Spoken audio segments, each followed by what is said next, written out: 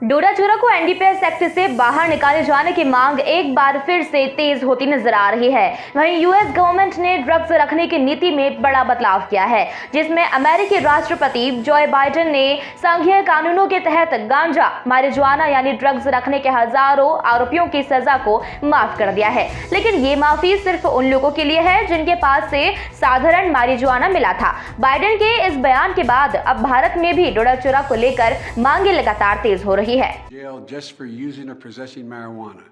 It's already legal in many states. And criminal records for marijuana possession. Biden ने अपने बयान में कहा कि मैं मारिजुआना के साधारण कब्जे के सभी पूर्व संघीय अपराधों के लिए क्षमा की घोषणा कर रहा हूं। मैंने अटॉर्नी जनरल के दायरे में आने वाले सभी व्यक्तियों को क्षमा प्रमाण पत्र जारी करने के लिए एक प्रशासनिक प्रक्रिया विकसित करने का निर्देश दिया है। उन्होंने कहा कि विशेष रूप से ये आदेश केवल साधारण मारिजुआना कब्जे के संघीय आरोपों में दोषी ठहराए गए लोगों पर लागू होता है। किसी को भी केवल मारिजुआना के कब्जे के कारण संघीय जेल में नहीं होना चाहिए। मारिजुआना रखना संघीय कानून के तहत अवैध है। एक उम्मीदवार के रूप में बाइडेन ने मारिजुआना के वैधीकरण का समर्थन करना बंद कर दिया, लेकिन उन्होंने विमुद्रीकरण की ओर बढ़ने का समर्थन किया है। उन्होंने अपने बयान में कहा कि मारिजुआना के प्रति हमारे असफल दृष्टिकोण के कारण बहुत से लोगों का जीवन अस्त व्यस्त हो गया है और अब समय आ गया है कि हम इन गलतियों को सुधारें। गौरतलब है कि डोडा चूरा को एनडीपीएस एक्ट से बाहर निकाले जाने को लेकर सबसे पहले आवाज आईपीएस मनोज कुमार सिंह व वरिष्ठ जर्नलिस्ट मुस्तफा हुसैन ने उठाई थी। वहीं अब यूएस गवर्नमेंट के इस फैसले के बाद भारत में क्या मांगे उठ रही है, इन सभी को लेकर आईपीएस मनोज कुमार सिंह ने वरिष्ठ पत्रकार मुस्तफा हुसैन से चर्चा की है, जिसमें क्या कुछ उन्होंने बताया है आपको सुनवाते हैं। दोस्तों स्वागत है। मैं हूं मुस्तफा हुसैन और हमारे साथ जुड़ चुके हैं मध्य प्रदेश के तेज तर्राट आईपीएस अफसर मनोज सिंह साहब। मनोज सिंह साहब, आपका बहुत बहुत स्वागत है।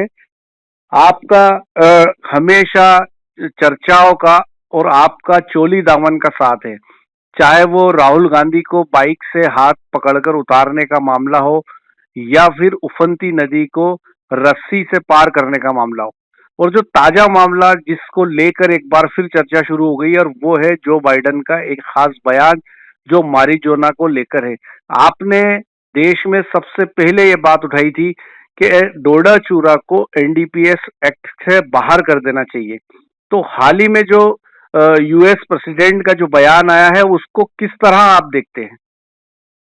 जी नमस्कार मुस्तफा साहब जी। हाँ, देखिए हमारी जो संस्कृति है और हमारी जो सांस्कृतिक धरोहर है जी। वो सनातन है और हमने अपनी सभ्यता को स्वयं विकसित किया है। जी। विदेशी आक्रांताओं के दबाव में आकर हमने अपने ड्रग एक्ट में चेंजेस लाए जी। और सिंगल ड्रग कन्वेंशन एक्ट जो सम्मेलन है 1961 में हुआ था और उसके बाद से उसके जो सम्मेलन में जो डिस्कशन हुआ था उसे अगले 25 वर्षों में लागू किया जाना था।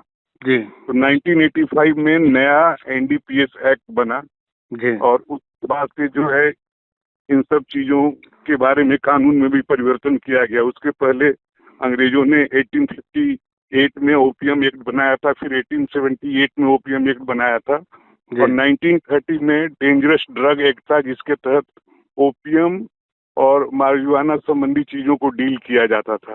जी। जो हमारे पुराने एक्ट थे उसमें जो है हमारी सांस्कृतिक धरोहर को, हमारी धार्मिक मान्यताओं को जगह दी गई थी, लेकिन 1985 के एक्ट में इन सब चीजों को जगह नहीं दी गई। हाँ, हम जो है धार्मिक रूप से भी भांग वगैरह की पूजा करते हैं और भगवान के ऊपर उसका अर्पण भी करते हैं। जी। तो हमारी संस्कृति में बदलाव हो गया और मेरा शुरू से मानना है कि जो डोडा चूड़ा है उसमें से सारा ओपियम निकाल लिया जाता है और ओपियम निकालने के बाद से हमारे यहाँ जो विदेशी चीजें हैं उनसे अलग ढंग से खेती की जाती है। जी। उनके यहाँ सीपीएस पत्ती से ओपियम निकाली जाती है, हमारे यहाँ चीरा लगाकर निकाला जाता है। जी। और डोडा चूड़ा 2015 तक लीगल था जी। और उसके बाद से फिर जो है इसको ठीक ढंग से प्रेजेंट नहीं किया गया तो डोडा चूड़ा को इलीगल घोषित कर दिया गया जी। ये डोडा चूड़ा अगर आएगा भी तो सॉफ्ट ड्रग्स में आना चाहिए और इसलिए मेरा ये मानना है कि डोडा चूड़ा को एनडीपीएस एक्ट से बाहर कर देना चाहिए और इसे मेडिसिनल यूज के लिए जो है हम यूज कर सकते हैं। जी। तो सिंह साहब, अभी जो ताजा बयान जो बाइडन का आया है, उसको आप किस तरह देखते हैं इस मामले को लेकर? देखिए, हम जो जो शंकर भगवान को जो 5 प्रिय वस्तुएं थी, उसमें एक भांग का पौधा भी था, जी बेलपत्र थे, और भांग अभी भी हम शंकर भगवान को चढ़ाते हैं। जी और अगर आप देखें तो अभी भी भांग जो है खाने के बाद से हमारी पाचन शक्ति ठीक रहती है। जी और तो मेरा ये मानना है कि जो भांग और उससे जो संबंधित डेरिवेटिव्स हैं, जी उन्हें जो है मेडिसिनल और रिलीजियस पर्पस के लिए जो है उनमें छूट दिया जाना चाहिए, ताकि जो कुछ लोग इसके कारण परेशानी का सामना करना पड़ते हैं और उसमें सजा अधिक है, इसमें बदलाव लाना चाहिए। जी। तो ये कितना बड़ा फैसला मानते हैं आप, जो यूएस गवर्नमेंट लेने जा रही है, और जिस तरह से कैरियर्स को लेके जो बातें कही गई है, उसको किस तरह से देखते हैं आप? देखिए, गवर्नमेंट के बारे में तो मैं कुछ नहीं बोलूंगा, लेकिन जो चूंकि मैं इसमें काफी अध्ययन किया हुआ हूँ, तो जो विदेशों में जो है दूसरे तरह से इसे यूज किया जाता था। हमारे यहाँ इसे सांस्कृतिक और धार्मिक रूप से यूज किया जाता है। जी और हमारे यहाँ इसके जो सेवन करते हैं भांग वगैरह के, वो सामाजिक रूप से कोई अपराध नहीं करते हैं। आप देखें कि कोई भी अपराध जो है इस कारण से घटित नहीं होता है। और इसे एनडीपीएस एक्ट से हटाकर इसे डेंजरस ड्रग एक्ट में रखना ही मेरे हिसाब से ये इसका जो है समाधान है। सिंह साहब, आप नीमच मंदसौर में पुलिस अधीक्षक भी रहे, और आपने अफीम की खेती को और अफीम किसानों को काफी नजदीक से जाना, और आपके मन में ये पहली बार जो थॉट आया, जब उसके बाद आपने 26 पेज का एक पावर पॉइंट प्रेजेंटेशन सरकारों को भी भेजा, तो क्या कारण रहे जिसके कारण आपका नजरिया ये बना कि इस डोडा चूरा को एनडीपीएस से बाहर निकाला जाना चाहिए, उसमें उतना मार्फिन का कंटेंट नहीं है? उसके बाद इसकी नीमच अफीम फैक्ट्री में उसकी जांच भी हुई, और उसमें भी ये आया कि इसमें जो मार्फिन का कंटेंट है वो 0.02% से कम है, जो एनडीपीएस के तय प्रावधान है। पर ये नजरिया आपका कब बना और क्यों बना ये, सिंह साहब? देखिए, जो हमारे यहाँ जो अफीम की खेती होती है वो लीगल रूप से होती है। और जब विदेशी आए तो डच और ब्रिटिशर्स ये जो है हमारी अफीम को का व्यापार फैलाए और हमारा शोषण किया, और हमारे किसानों को का दोहन करके उन्हें जबरदस्ती उनसे अफीम की खेती कराई गई, और हमें अकाल के मुंह में ढकेला गया। अगर आप हिस्ट्री में जाएंगे तो डच, पोर्तुगीज, ब्रिटिशर सभी ने अपना जो रेवेन्यू जो जनरेट किया है वो ओपीएम के माध्यम से ही जनरेट किया है। और इस कारण से चाइना से भी ब्रिटिशर्स के तमाम वार हुए हैं, और उन्होंने हमारे किसानों से जबरदस्ती जो है ओपीएम की खेती कराई है। हमारे यहाँ जो ओपीएम या जो भांग की खेती होती है वो हमारे जो है जो सांस्कृतिक और धार्मिक या जो मेडिसिनल पर्पस के कारण होती है। अगर आप आयुर्वेद को देखें तो आयुर्वेद में भी इन दवाओं का जिक्र किया गया है, और इनसे ढेर सारी बीमारियों को सही किया जाता है।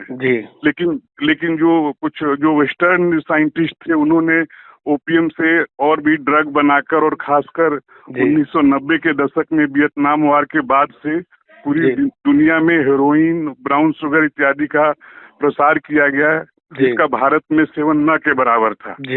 तो हमारे लिए इस तरह से ड्रेकोनियन लॉ की आवश्यकता नहीं है। और जैसा कि मैंने पहले भी आपको बताया कि 2015 के पहले डोडा चूरा जो था वो मेडिसिनल और कुछ पर्पस के लिए लीगल था। और मेरा अभी भी ये मानना है कि चूंकि डोडा चूरा में मॉर्फिन की मात्रा नगण्य है, इसलिए डोडा चूरा को इस एक्ट से बाहर निकाला जाना चाहिए। सिंह साहब, एक आखिरी सवाल कि जो पावर पॉइंट प्रेजेंटेशन आपने दिया था वो बात कहाँ तक पहुंची? वैसे जो मेरी जानकारी में कि उसके बाद अफीम उत्पादक अंचल के जो तमाम एमपीज है वो पिछले 3 साल से अपना जो प्रेजेंटेशन है जो सेंट्रल गवर्नमेंट को देते हैं, वो ओपीएम पॉलिसी के पहले उसमें वो मेंशन करते हैं कि डोडा चूरा को आबकारी एक्ट में लाया जाए। तो आपके पास इसको लेके और कोई जानकारी है कि ये बात सरकार तक कहाँ तक पहुंची है? ये चूंकि तत्कालीन समय मेरी पदस्थापना वहाँ पर थी, तो मैंने वहाँ जनप्रतिनिधियों से भी इसकी चर्चा की थी। फिलहाल ये बात कहाँ तक है इसकी जानकारी मुझे नहीं है। जी, तो शुक्रिया सिंह साहब। ये थे मध्य प्रदेश के तेज तर्राट आईपीएस अफसर मनोज सिंह साहब। और एक बार वो फिर सुर्खियों में, क्योंकि वो ऐसे आईपीएस अफसर है जिन्होंने सबसे पहले ये बात कही थी कि डोडा चूरा जो है उसको, उसमें जो नशे की मात्रा है वो एनडीपीएस के जो प्रोविजंस है उसमें उससे कम है, इसलिए उसको एनडीपीएस एक्ट से बाहर निकाल देना चाहिए। तो सिंह साहब आपका बहुत बहुत शुक्रिया, और आगे फिर किसी अपडेट को लेकर आपसे बात होगी। धन्यवाद, जय हिंद। Thank you.